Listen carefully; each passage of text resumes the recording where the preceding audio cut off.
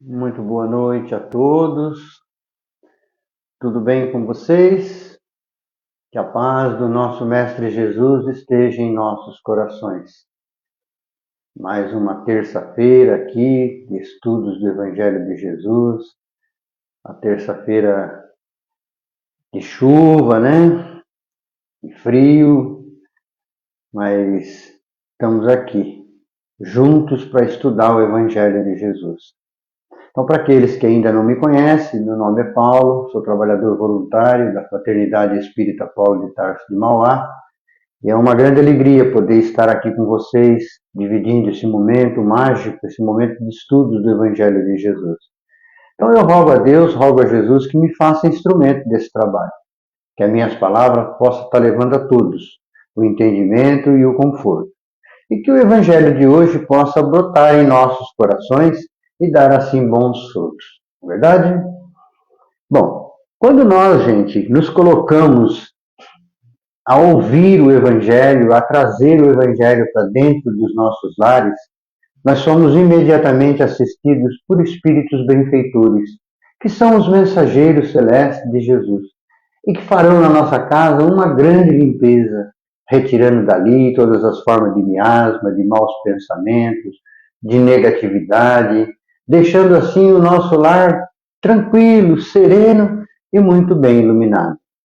E quem nos dá essa certeza é o próprio Cristo, onde ele disse, onde estiver 2 ou mais pessoas falando de meu nome, eu lá estarei. Então não tenham dúvida, gente, Jesus está conosco nesse momento. Então aqueles que quiserem colocar um copo com água ou uma jarra com água para ser frutificada, fiquem à vontade, tá bom? Então nesse momento eu convido a todos a serenar os pensamentos, acalmar os corações, vamos sentindo a paz do ambiente, vamos sentindo a luz que já invade a nossa casa, vamos sentindo a presença do nosso anjo de guarda, esse amigo tão querido que sempre está conosco e que nunca nos abandona. Vamos agradecendo aos médicos do espaço que já se colocam ao lado de cada um de nós, já derramando o remédio que tanto necessitamos. Vamos agradecendo imensamente a presença de Maria, que nos envolve com o seu manto fluídico, nos trazendo paz, tranquilidade e serenidade. E agradecer ao nosso Mestre querido, ao nosso Mestre Jesus. Agradecer a Ele por todos os ensinamentos que Ele nos deixou. Agradecer por esse Evangelho bendito e redentor, esse Evangelho que tanto nos ensina, que tanto nos conforta. E Jesus, então, com um olhar meigo, nos estende a mão e nos convida a caminhar em direção ao Pai da vida. E diante dessa luz imensa, nós espiritualmente de joelhos vamos agradecendo, Pai, obrigado. Obrigado, Senhor, pelo nosso despertar no dia de hoje. Obrigado pelas refeições que fizemos. Obrigado, meu Pai, pela oportunidade bendita do trabalho. E obrigado, Senhor, pela oportunidade de estarmos aqui encarnados. Agradecidos que somos, queremos louvá-lo com a prece que o Cristo nos ensinou. Pai nosso que estais no céu, santificado seja o teu nome. Venha a nós o teu reino e seja feita, Pai, a tua vontade, assim na terra como no céu. O pão nosso de cada dia dai-nos hoje. Perdoa, Pai, as nossas ofensas, na medida que nós perdoamos os nossos ofensores. E não nos deixeis, Senhor, cair em novas tentações. E nos livre sempre, Pai, de todo o mal. Senhor, é teu o poder, o reino e a glória, para todos sempre. Louvado seja nosso Senhor Jesus Cristo. Graças a Deus, que assim seja. Muito bem. Mais tranquilos, né? Mais harmonizados, vamos então dar início ao Evangelho dessa noite. No Evangelho de hoje, nós vamos estudar o item 4 do capítulo 2 do Evangelho segundo o Espiritismo. Esse item ele traz como título a realeza de Jesus. E ele está inserido no segundo capítulo, né, que está como título O meu reino não é deste mundo. Nós vamos encontrar essa passagem lá no Novo Testamento, no Evangelho de João, no capítulo 18, tá bom? Então, o evangelista João narra em seu evangelho um diálogo de Pôncio Pilato com Jesus.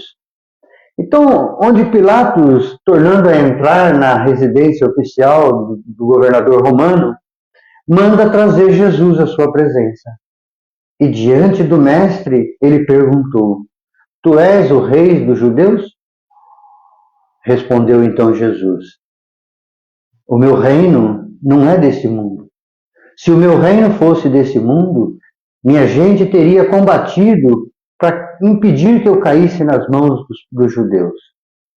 Mas o meu reino não é aqui. Ele fala para Pilatos: O meu reino não é aqui.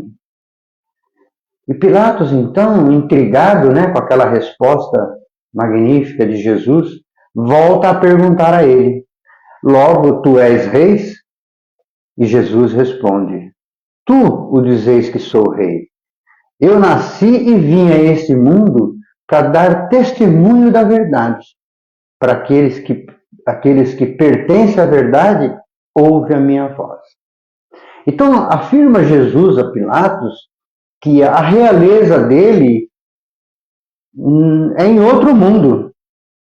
E que aqui ele veio com o propósito de ensinar os homens a amar. Tem um outro diálogo, que dessa vez foi com os apóstolos, né? Onde Jesus afirma assim: há muitas moradas na casa do meu Pai. Com essas duas afirmativas, o meu reino não é desse mundo, e na casa do meu Pai tem muitas moradas, Jesus nos remete ao futuro, pois ele nos fala da vida futura, ele nos fala do tempo da separação, né, da transição entre os mundos. Ele nos fala que o reino dele é um reino muito melhor, que é um mundo muito melhor. Então Jesus vem nos afirmar que a nossa vida não se limita a esse mundo de expiação e provas ao qual nós estamos vivendo, que é um mundo de sofrimento, que é um mundo de dores, de aflições. Ele nos fala que existe um mundo muito melhor para ser conquistado, Por isso temos que urgentemente começar a fazer aquela mudança dentro de nós, fazer aquela transformação tão necessária dentro de cada um de nós. Jesus nos dá a certeza da vida futura quando ele fala isso. E nesse mundo que vivemos hoje, é um estado necessário para a evolução do homem. Então, esse mundo é muito importante e nós temos que aproveitar ao máximo, né, a vivência nesse mundo para que nós possamos crescer espiritualmente falando. Se nós analisarmos essa fala de Jesus somente pelo ponto de vista material, pelo ponto de vista das dores, dos sofrimentos, das tristezas, das aflições, nós vamos até duvidar da existência de Deus. Porque na nossa pequenez, nós vamos perguntar aonde está Deus? Aonde que Ele está na hora que eu mais preciso dele? Será que Ele existe? E nós, minha gente, focados assim somente no mundo da matéria, nem percebemos que se não fosse pela misericórdia do Pai, o nosso sofrimento seria muito maior. Mas se nós analisarmos pelo ponto de vista espiritual, pelo ponto de vista moral e pelo ponto de vista do entendimento, nós vamos enxergar essa fala de Jesus com outros olhos. Vamos enxergar com os olhos da compreensão e com os olhos do conhecimento. Jesus dizia a Pilatos que o reino ao qual ele pertence é um reino de paz, é um reino de amor, é um reino de solidariedade, é um reino de amor ao próximo. E que ele veio a esse mundo não para reinar como aquele povo entendia, mas sim para ensinar o povo a amar através dos seus exemplos. Então Jesus, minha gente, não desceu a esse planeta Terra e encarnou aqui para exercer domínios políticos ou domínios transitórios, não. De maneira nenhuma. Como nos fala Emmanuel, Jesus é muito mais do que um simples rei. Ele veio para ser o redentor de toda a humanidade, ensinando-nos as normas e condutas para que pudéssemos nos conduzir à evolução espiritual, que pudesse nos conduzir a um estado superior. Então a missão de Jesus aqui na Terra, a realeza dele era muito grande. Mas o povo judeu, na época de Jesus, eles esperavam a vinda de um grande rei, um rei guerreiro, montado num cavalo imponente, empunhando uma espada sanguinolenta. Esse era o que aquele povo esperava, para que pudesse libertar aquele povo do jugo romano e de outras nações. E muitos, minha gente, se decepcionaram, porque a espada que Jesus empunhava era uma espada que aquele povo não conhecia. Era a espada do amor, a espada da solidariedade, a espada da caridade. Infelizmente, minha gente, o louvor que aquele povo derramou sobre Jesus no domingo de Ramos, que foi o último domingo de Jesus em Jerusalém, não foi porque o reconheceram como Messias, não. Não foi porque o reconheceram como Filho de Deus ou o Salvador da humanidade. De maneira nenhuma. Eles o saudaram porque seus desejos eram por um libertador sanguinolento. Mas a realeza de Jesus era outra. Então ele entra em Jerusalém majestosamente montado num jumentinho, que simbolizava a humildade. E ele empunhava a espada do amor, para que com ela pudéssemos lutar contra os inimigos que estão dentro de cada um de nós, que são o orgulho, o egoísmo, a ganância, a inveja, a maledicência e a avareza. Esses são os nossos maiores inimigos. A religião do Cristo, minha gente, é a caridade. A religião do Cristo é a do Espírito, é a da verdade.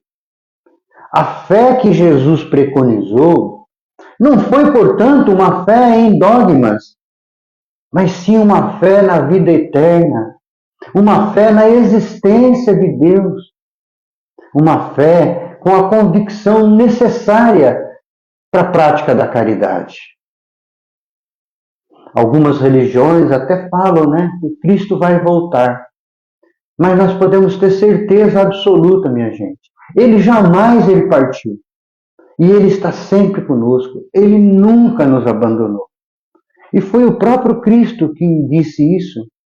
Onde estiver 2 pessoas ou mais, falando em meu nome, eu lá estarei. Então Ele está sempre conosco.